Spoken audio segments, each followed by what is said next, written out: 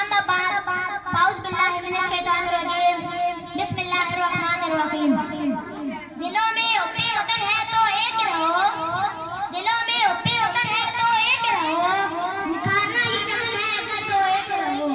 दीमक की तरह खा रही है इस मुल्क को करप्शन, मिटाना ये नासूर है अगर तो एक रहो।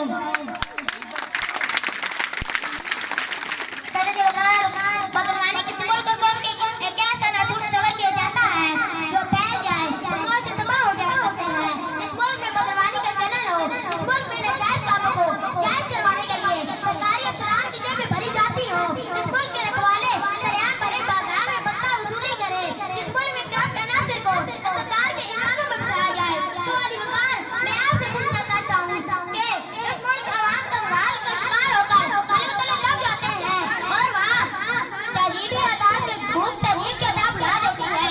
सदीदी वकार ऐसा ही कुछ हाल वतन अजीज का भी है। हर तरफ आग लगी हुई है, कई रूबे जवाब मैशत है तो कई बेरोजगारी, कई फिरका वारियत है तो कई जहालत, कई रिश्वत की लानत है तो कई जुल्म सितम का बाजार दर।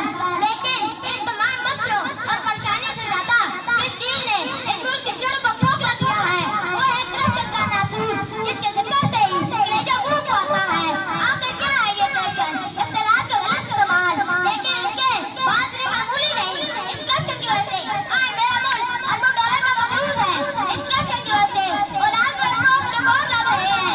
इस करप्शन की वजह से मेरे मुल्क के तातों में इंसाफ नहीं हो रहा। इस करप्शन की वजह से गरीब की बेटी पागल मर रही है। अजब रस्म है चारा घरों की महफिल में, अजब रस्म है चारा घरों की महफिल में, लगाकर रब नमक से मसाज करते हैं।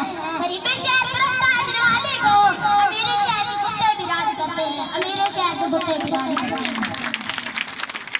सदीदी वकार मुख्तलिफ अरबाब इक़्तिदार कोशिश करते हैं लेकिन करप्शन खत्म नहीं होती। तकरीरें की जाती हैं लेकिन करप्शन खत्म नहीं होती। कालम लिखे जाते हैं लेकिन करप्शन खत्म नहीं होती। 2000 रुपए की रिश्वत लेने वाले को हथकड़ी भी लगा देते हैं लेकिन करप्शन खत्म नहीं होती। आखिर क्यों आज अकाली असम्बली बड़े दावे के साथ कहती है कि हमने करप्शन खात्मा किया है?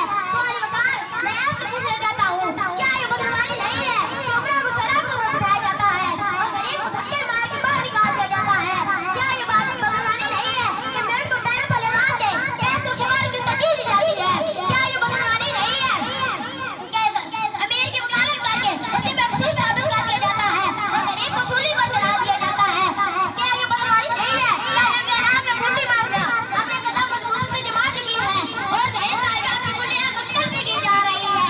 अरे नकल काना हमें देते हम फरियाद यूं करते, अरे नकल काना हमें देते हम फरियाद यूं करते, नकुल के रात सरे बस्तान यूं उस्मानिया होती। सदीदी वकार ससैयद ने ये बात कही थी कि अगर बुराई की शिक्षा की काट दी जाए तो वो दोबारा सहन होना शुरू हो जाया करती है। इसीलिए हमें इस नासूर को जड़ से उखाड़ना होगा। इस नासूर को जड़ से उखाड़ने के लिए सख्त कानून बनाने होंगे। सख्त कानून बनाने के लिए पुख्ता फैसले करने होंगे।